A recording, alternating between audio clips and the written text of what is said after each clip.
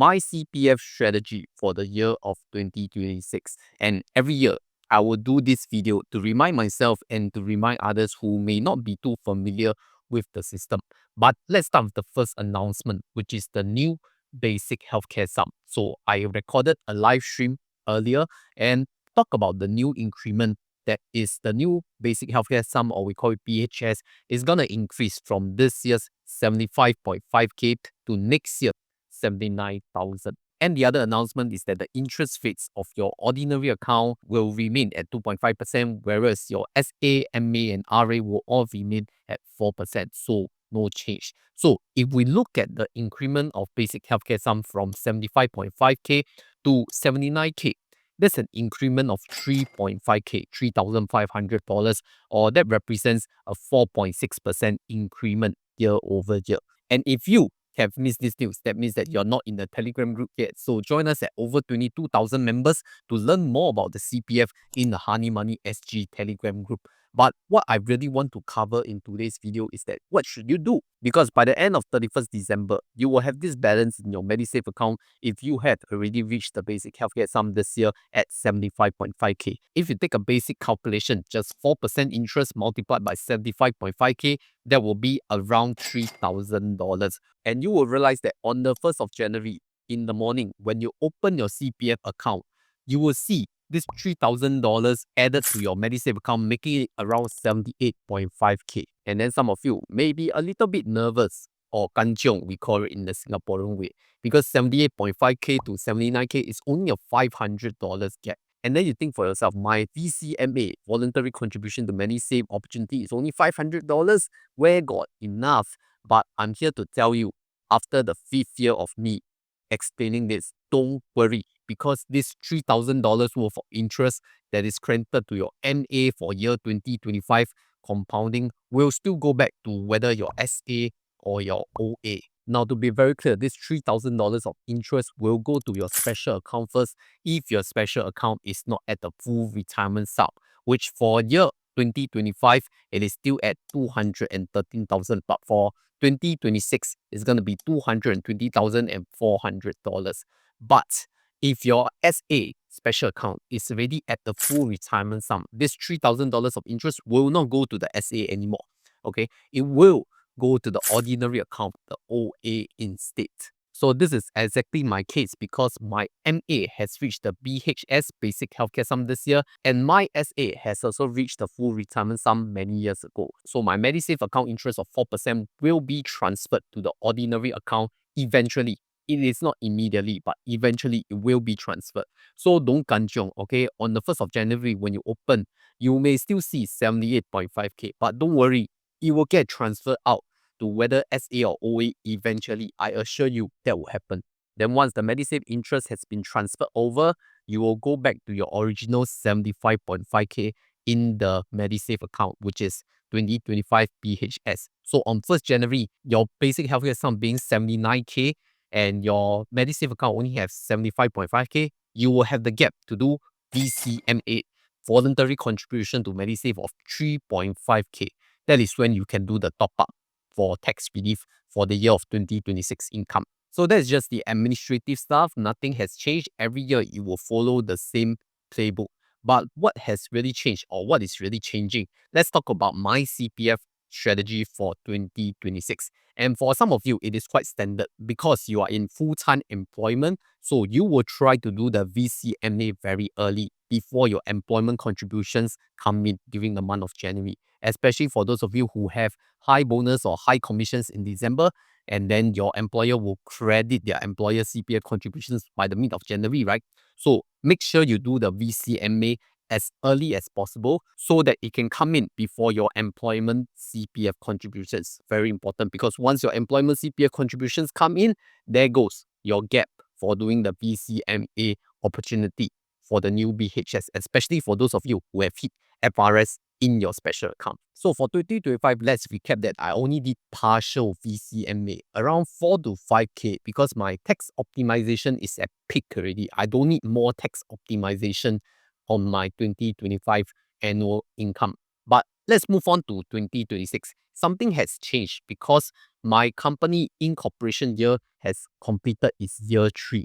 And that means a significant change in how much I pay myself as a business owner slash employee because of the 3 years startup tax exemption for new startup companies have ended by year 2026. For those of you who are new to startup companies, they get a 3-year startup tax exemption where the effective tax rate is only 4.25% on the first 100K of net income. So new startup companies, they enjoy this benefit. And next year, my company will step into the 4th year. So we no longer have this benefit, just that it's another partial tax exemption. So by next year, 2026, I will be paying myself a higher salary to really optimize this tax at a business, corporate, and personal level. Also, for your information, the CPF annual salary ceiling will be updated to $8,000 per month next year. That means your full $8,000 of monthly salary will be subjected to CPF contributions from both yourself, the employee, and the employer. Will also contribute up to 8K of the monthly contribution. Of course, the annual salary ceiling doesn't change. It is still at $102,000. But I get it that this is more like a business decision on the corporate tax, so it doesn't affect most of you. But for those of you who are interested, then you can come and join me at SoloBiz, which is my second business. We talk through education, consulting about how to reduce your corporate taxes, especially if you're a self-employed and you're thinking of incorporating your business in Singapore to reduce your taxes. We even have a free preview so you can see if you are interested.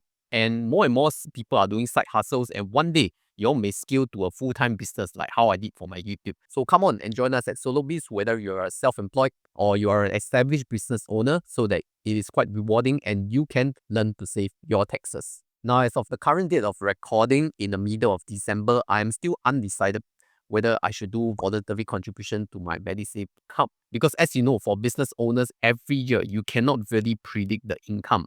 And we have like fluctuating months, like some months very good, some months very bad. So that means I don't want to make any firm or solid decisions that may affect my future tax optimization opportunity. So I'm very sure that on the 1st of January, I will still not be doing the VCMA top-up like many of you, okay? Because I am not sure of the income and the revenue yet. Because like I always mention, if I want to top up my CPF, whether for the special account or the Medisave account, I do it because of a tax optimization reason. And if there's no need or no avenue for me to optimize my taxes, I will not be topping up my CPF. And some of you know that my special account has reached the full retirement sum since 2022, so close to 4 years already. I have no opportunity to do retirement sum top up because every year the annual interest coming from the special account of 4% will outpace the increment of the full retirement sum growing at around 3.5% per year. But the truth is, your VCMA opportunity doesn't just lie on 1st January when the basic healthcare sum is raised to 79K. Along the year, if you have any deductions from your Medisave account, be it you are paying your Medishield Life premium or your CareShield Life premium or your Integrated Shield Plan premiums, all these deductions from your Medisave account are opportunities when you can do VCMA again. So 1st of January is not your only opportunity.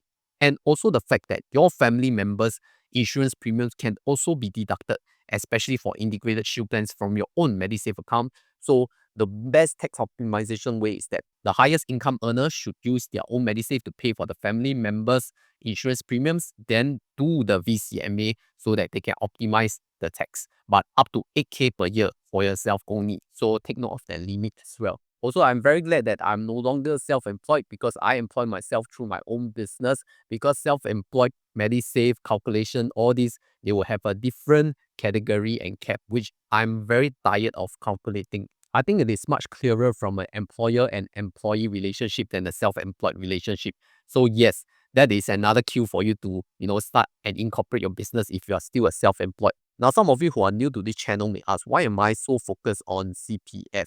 Do I not invest my money elsewhere? The fact is that I focus a lot on CPF as a foundation, a safety net for my retirement funds. But my spare cash funds, I still use it to invest in the broad market diversified index funds. And I do it through a broker called Interactive Brokers, where they use the lowest foreign exchange rates and also have a wide range of markets. So this video is also not sponsored by them. But if you support my content and my channel and what I do and stand for, then feel free to click on this interactive brokers link or scan the IBKR QR code right here. You don't need to sign up. It's just a moral form of support. And I thank you to those who have clicked. So some of you may have watched the last year and the previous year versions of this video, like my CPF strategy. Why every year I have to do this video is because every year a new batch of CPF beginners will come in. And maybe this is the first time they reach the basic healthcare sum in the Medisave account. And then they will kanchiong because they thought that they missed the VCMA opportunity. But every year I have to educate that this is going to happen. This set of rules is going to happen. And you just follow through. You don't have to panic. And once you went through 1 year of exercise, next year, you will be familiar with it, and then you can go and educate the next batch of people. And I want to stress this every time that CPF strategy is not for everyone, because not everyone sees CPF with the same perspective. Some of you think that it's locking up your money, some of you may think otherwise. But I feel that CPF education is important. So whether you want to execute the strategy or not, that is your own opinion. But you need to learn what is going to happen first. Also, I want to highlight to you that tax savings is guaranteed, but investment returns are not guaranteed, which is why you need to find a fair balance between these two items. So if this content and strategy works well for you and you thought you found value, then please feel free to share it to your loved ones or people around you who may find this information useful as well. And if you want to watch on the day when the basic healthcare sum news was announced, I answered all the CPF related questions in a live stream and Q&A in this live stream recorded right here.